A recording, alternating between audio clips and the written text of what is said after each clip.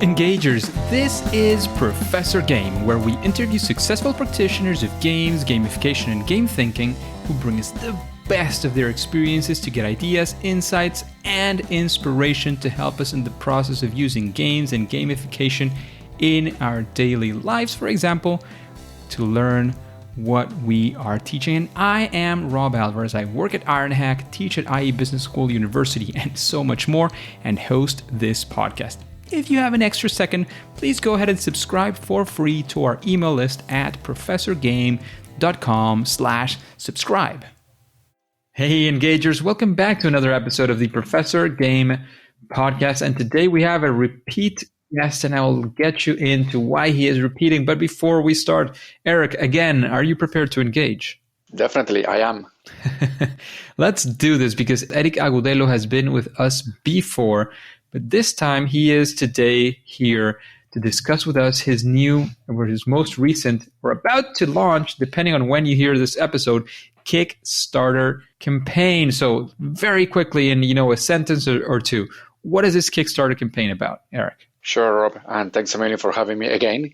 And the campaign is, thank you. So the product is using game development as an engine for delivering training and workshop. And it actually contains a prototyping kit, but it's a lot more than that. It's actually a framework, which was and it still is being developed by myself. And it has some digital assets as well that guide people delivering training and essentially allows them to turn their training into an engaging activity. You may call it a game, but it's just an engaging activity. Interesting. I'm sure that the audience hearing this, exciting intro is hopefully going to be engaged. If you want to know about, the typical episode that we have with all our guests about Erik, who he is, what is his background, what does he do in a typical day, what are his, his big fail, some interesting success, his process, all of these things, you can go and look for that in his previous episode, which is episode 190. That was, like a little bit less than 20 episodes ago. You can go there, check that out, find all of that awesome information. It was a great episode with Erik. But today we're going to be focused on what is, the Kickstarter about, what is life like when doing a Kickstarter as well, what is this product that you're launching, getting into sort of some more nitty-gritty details and all of these things. So I mentioned this before, and I'm sure things have changed from our first interview. So what does life look like nowadays, preparing or even launching a Kickstarter campaign for Erik? Well, as I was mentioning before, Rob, it's very different the before and after Kickstarter. Yeah, before the campaign, I had time to write down, do sketches of things for my games and my ideas. I had a little notepad in which I was drawing my ideas because I like to do that. And none of that is with me anymore because unfortunately, and I hope and I think it's the same for a lot of people running a Kickstarter campaign, but I can't really say if it is the same for everyone. But for me, it's about 9-10 hours a day looking at the computer, looking at numbers, looking at backers, looking at social media, also making sure that the money is enough. Yeah, because a Kickstarter campaign is not much different than a business. It's just that it's actually the very short time that you need to get things right. But, like, for example, if you look at the statistics of entrepreneurs and first-time people that they create a company or something, most companies go out of business not necessarily because the product is bad. They go out of business because the cash flow.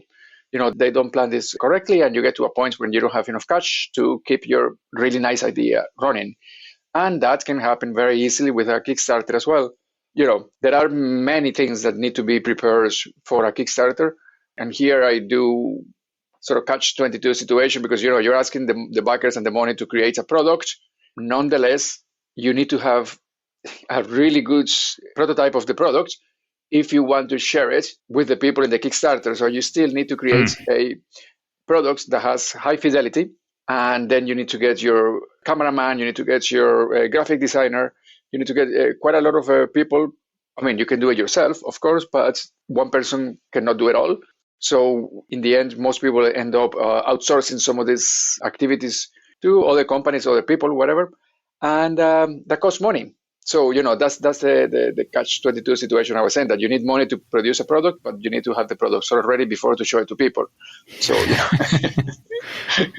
It is an interesting situation for sure. And talking about that, and this has sort of two sides.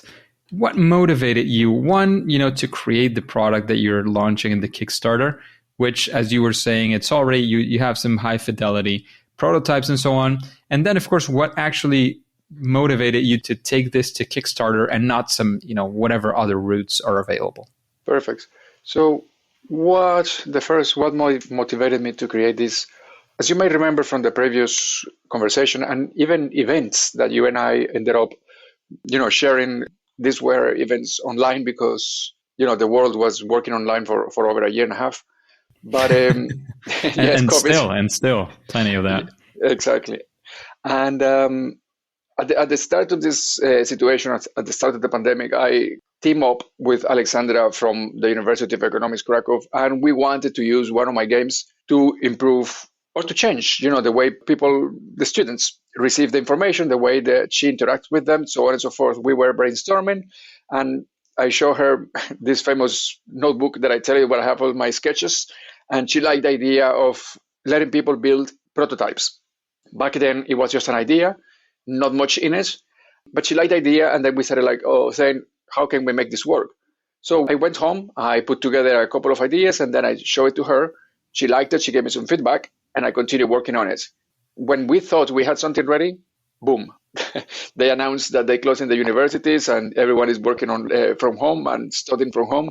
So we had to adapt as well Toolbox4Creativity, but it was working and it was excellent. I loved it. And when I started doing that, I was thinking, this is something that is actually really working. People are engaging.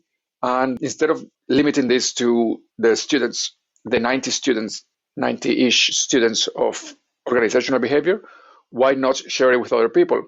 So I would say that was motivation number one. And number two is I was reading about, as one does every now and again, people who are very creative. And I can't remember who was it. I think they might have been talking about Picasso. And they asked him about creativity, and he might have said something about, 10% inspiration, 90% perspiration or whatever. But he also mentioned that artists need to be prolific. That's how creativity works. You need to create and create and create until, one of those things work, and then you start doing more of what works. That was his idea, or that's how I remember it anyway. And that's the main thing. That's the message that got to you anyways. Exactly. And so it got into my head that, I am doing a lot of research and I'm writing and I'm sharing my ideas about games and stuff, but I hadn't really created something that was in the market. And I felt I wasn't really happy about that situation. And I said, okay, I really want to get this done and I want to bring it to the markets and I want to see my products in the shelves, either digital or actual shelves. And so those were the main two reasons why I decided that I really wanted to take Toolbox4Creativity first out of my head into somebody's hands, which we did with the students, but then from just that small group into a larger group. So you're kind of, I don't want to say worried, but you were interested in impact in that sense, in improving your impact, because it was already reaching those students and now you wanted to take it somewhere else. Yeah, and the reason is it actually works. It's quite interesting to see how the students, like in that moment in time when there were, this situation, COVID took everyone by surprise. Many lecturers, many teachers were not ready, used to working with Zoom and how to make things work. The students were suffering, the teachers were suffering, not all, but a lot of them. And so when we gave them this opportunity, we're making this interview on Teachers' Day, so you might want to keep that in mind. Yes. But I'm not saying anything bad. I mean, many teachers have spoken about this, and it was painful. Having to interact with a tool that you never used before to keep 20 plus people engaged is difficult if you haven't done it before. And then even if you have done it before, it's still difficult. So when I put the tool in front of the students and they were like, wow, what is this? And, they were shaking the box. They wanted to know what is inside. They wanted to open all the little boxes inside because Toolbox4Creativity has little boxes inside the main box. And they should be open in a sequential manner, meaning that only when you finish with box one, you can move to box two. but the students, that got their attention. They were really curious about it. And it's like that they woken up a little bit more to an activity that they were enjoying, and not necessarily saying that they were not enjoying what they were doing before. But in this case, they got really curious about building something with their own hands rather than just sitting in front of the computer listening to, say, for example, a Zoom or a TEDx talk or something like this. It was interactive, and it has a sensory experience as well. Exactly. And the students as well, you see, on top of the, as I mentioned, because when I say the sort of the building parts, the building blocks of Toolbox for Creativity, I mentioned game design as the main source of the framework for delivering training, but it also has sort of commercial, I would say, recognized techniques of managing product development, managing projects, and managing as well, I would say, creativity a little bit. So what I'm talking about is agile ways of thinking and design thinking. So in this approach that I present, the students themselves, they need to solve some problems. So regardless of what they're studying, they could be studying, say, organizational behavior, like they did in this class, but they could be dealing with even mathematics or history, or they could be studying chemistry. They still need to work in teams. They need to deliver. They need to get used to work in iterations. All of this is agile, and they will learn about this without learning. And this is important because the way education is moving and the world is moving, most of us are going to be working in project-based sort of environments in the future. Nobody, I wouldn't necessarily say nobody, but a very reduced number of people work alone these days. You need a team, you need people around you, you need to communicate with them properly, you need to facilitate, you need to direct the group if you're the one directing, or let somebody do it. In the case of Toolbox for Creativity, we're talking about self-managed and self-controlled sort of teams. And this is one of the essence of agile ways of thinking. My point is that on top of using it to provide the tools for people to develop prototypes of games and learn about the subject that they're learning, which can be, as I mentioned, geography, chemistry, whatever, or it can also be used in corporate training, they also will learn about ways of working in agile and design thinking.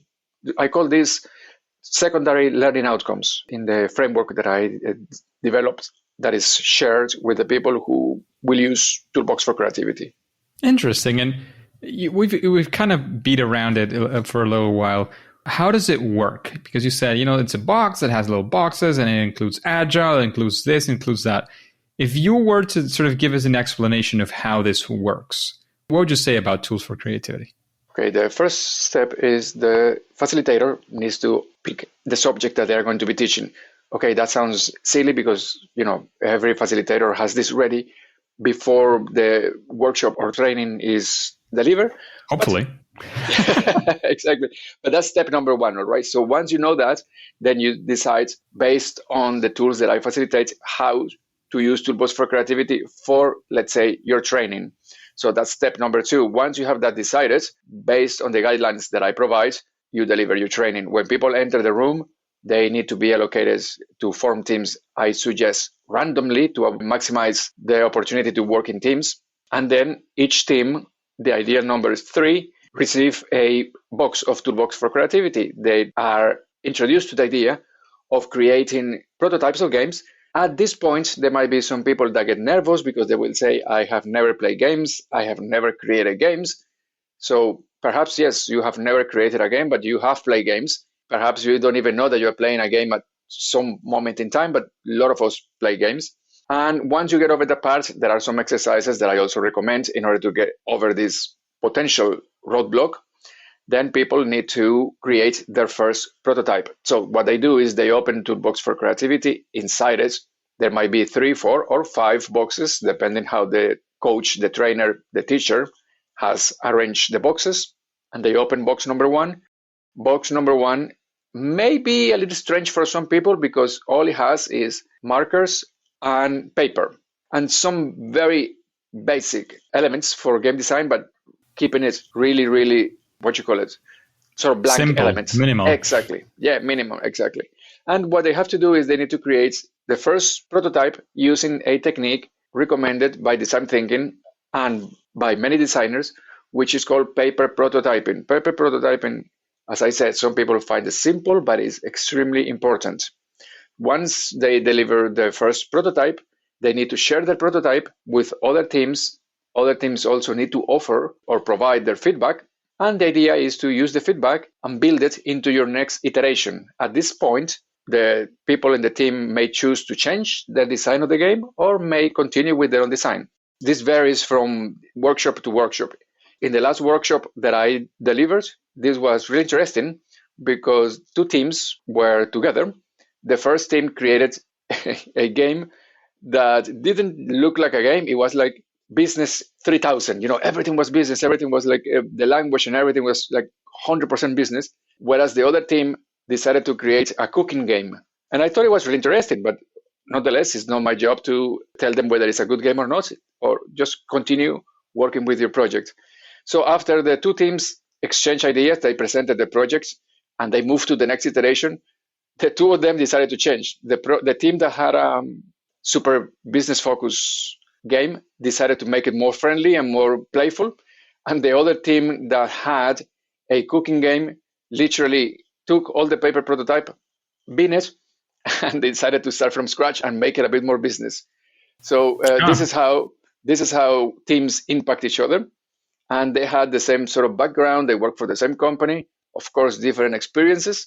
And but if I may, and if you can share this, like from that, just let's take that example. What was the objective of that workshop that you were leading there? What were you trying to get them to do? Because you're getting them to design a game. I mean, did the game have to have a certain topic? What was the outcome of such a workshop? So in this particular workshop, we were just going through basic I would say, elements is correct, of project management. Nonetheless, you go through the training, learning, of course, you need to go through the theory and the elements or the areas that you want to learn. But then the idea is that you push what you learn into your first iteration and you try to recreate. So each team needs to select a topic that they're going to choose to develop a game around. And that's my take. I can't really say that this is 100% my idea because it borrows ideas from the concept of flow and how engaged we get when we play games. But the idea is that when you want to develop the game, and if you are developing the game, let's say, for example, you are focusing, as one of the teams did, budget management. So, of course, you can learn your theory about budget management in projects simply by memorizing what says on the book, or you can try to represent those ideas through a game. And as you go through the iterations and you want to make the game more interesting, people, and this is my theory and it's proven, they will go back to the theory and they say, oh, no, sure, but we can't do this because this contradicts the theory. Or maybe they find a way of managing budget that hasn't been made so clear to everyone, but it fits perfectly their idea about the game. So by doing so, they end up diving much deeper into the subject that they are learning than simply memorizing. And also something that we know when we work with games is if you have to build a game and if you have to explain it to people, even in a short iteration of 1 hour, chances are you will remember that particular piece of knowledge that you use for building your game much, much better than simply memorizing in order to pass an exam. Of course, because you're using it, you're applying it, you're learning by doing as well. You're doing the thing that you're supposed to do and not just talking about it or memorizing it. We are experiential. Yeah, and there is also the emotional impact. And this is another tool that I use in order to maximize the learning, which is I focus a lot on how we make decisions. And this is kind of my background in academic background, how we make decisions and biases and all of this. But one particular bias, and I'm using this purposely in Toolbox4Creativity, is that whatever ideas that we think we produce, because we believe it's our idea, but in reality, we could be primed into believing whatever. But if you believe that that idea is yours, if you believe that you achieve that conclusion by yourself, there's no, I don't know, it's very difficult to get you out of that state, and you will and you will defend it until the bitter end. So I'm using this as well because I'm putting a emotional charge into people defending and explaining their prototypes. So let's say they work on the budgeting part of project management, and the feedback that they receive is, actually that doesn't work this way, or no, that's not it. And then that's the feedback that they receive. Now, this feedback is going to cause some emotions in these people, and this can take many forms. For example, they can listen to the feedback and try to improve the game, or they may choose to prove their point. Either way, the emotional impact that that situation is causing is creating the perfect scenario for that information to be remembered for a long time. Makes sense. That makes sense. And talking about this product, what would you say? Because I'm a complete ignorant on how many of these things there are out there, or if there are. So, if there are, I'm sure you at least seen a few of them. And what would you say makes your tool that what you're creating and launching in Kickstarter? What makes it different from other stuff that is out there in the market, as you were saying at some point? Okay, so many of the aspects that I have mentioned about Toolbox4Creativity are unique or uniquely mixed. So I haven't seen this specific number of elements combined into one product. I've seen it used separately. I've also seen it used in digital products, some of the elements, not all of them. So, for example, having the physical elements combined with agile and design thinking. And again, agile and design thinking is not that I invented it, but I'm using it in this framework. So this is pretty unique. And also using the emotional charge of the situation in which people are developing games, defending their own products. So all of this is neither unique, but it's uniquely, I would say, mixed. And something that I haven't mentioned that Toolbox4Creativity also does is this feedback that I'm telling you when you have to present your prototype, when other people ask you questions. In essence, I always suggest, obviously, the person delivering the training may choose not to do it, but I recommend that this is given in a written format. So, for example, each team writes up, I would say, that their pitch when they have to talk about the prototype. When they talk about it, they don't have to read it. They can say whatever, but it's been written. And then using this and some basic tools for data analysis, then you can also try to drive some conclusions about how people are thinking in that particular moment about the subject that they are studying. So this is yet again a tool that has not been used, because this connects to my higher, sort of larger research. And it goes like this: when we are learning, we are displaying, and when we are undergoing training, a large amount of data, like human behavior data. And so far, this data goes to waste. We go into training, and the only data that gets collected is your name, what time you came in, what time you came out, and did you pass the test or not the test, because in corporate training, there's not even tests. It's just, did you receive the certificates or not? And my research says that there's a huge amount of data that is displayed by each of us at that particular moment in time, and it goes to waste, and it could be collected and used for something in the organization. This something is what I'm trying to figure out. My bet is that through the analysis of this behavioral data, when people are undergoing training in a corporation, it can be used to make predictions about how people will support corporate transformation, focusing in this particular case in corporate transformation. So I try to do a bit of this as well with Toolbox4Creativity, allowing people to collect data when they have to, as I said, give the pitch, but also provide feedback. And then you collect this data through iterations, and then you can compare it, and you can drive some conclusions. At the moment, the tools that we have, freely available tools that we're using for this, are not so powerful, but they still give us information. And the idea is that through the Kickstarter campaign, I will use some of these algorithms. And these algorithms are, I'm talking about, for example, basic cloud representation of words. And this is created usually with R or Python. And the algorithms can then become a little bit more complex, but it requires a bit of time to create. But yes, Toolbox4Creativity also contains this. It also has the capability to abstract that data in many ways. Yes. Interesting stuff. Erik, I don't know if whoever has the benefit of podcasts is that they launch one day and they remain there for, hopefully for posterity. So I don't know when our listeners, the engagers, or whoever you are right now listening to this podcast, I don't know if it's before during, or even after the campaign has gone by in Kickstarter. What message would you give, this timeless listener that we have here about the product, maybe the campaign, or what comes after that? Sure. Well, Kickstarter campaigns can last between 3 and 4 weeks. So if I'm lucky enough and you out there are listening to this podcast, please go to my landing page, check it out, see what you think about the product and how I described it. I think I'm doing a better job at describing the product in this podcast than actually in the information that I wrote on the website, now that I think about it. But, when you create a landing page, you need to be really careful about the amount of words that you put in all of that. So yes, if you listen to this while the campaign is live, go ahead and check it out. Where do we check it out? Now is the time. Toolbox4Creativity.com, and the 4 is actually number 4. Toolbox4Creativity.com. That is the place to go. Again, whenever you hear this, because I'm sure, if it's before, you'll get a message, Kickstarter is coming up, maybe register for updates, whatever that looks like.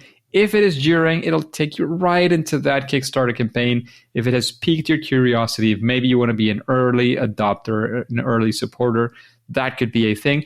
And if it's after, all fingers crossed, this will be a successful Kickstarter campaign, you'll be able to see what Toolbox4Creativity is up to, and maybe you can get involved somehow, right? So that is definitely the place to go to. Any final, message before we take off, Erik?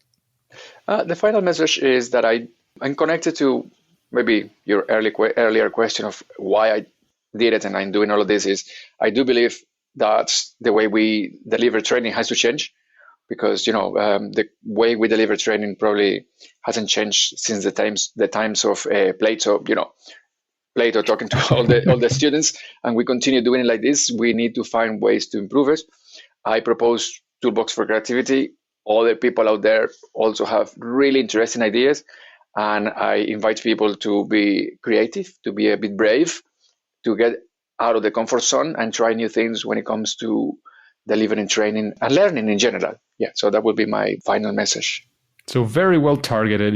This is a gamification, and especially people who are in learning and education tend to be more interested in this podcast in general. So I'm guessing this message is hopefully very well targeted to you engagers. If they have any questions, anything they want to find out, reach out, where can they find you, Erik? Exactly. They can do it through Toolbox4Creativity. And there is, at the moment, there is a data collection, for lack of a better words, form where they can put their name, email address, and I will share all the information about Toolbox4Creativity, about the campaign.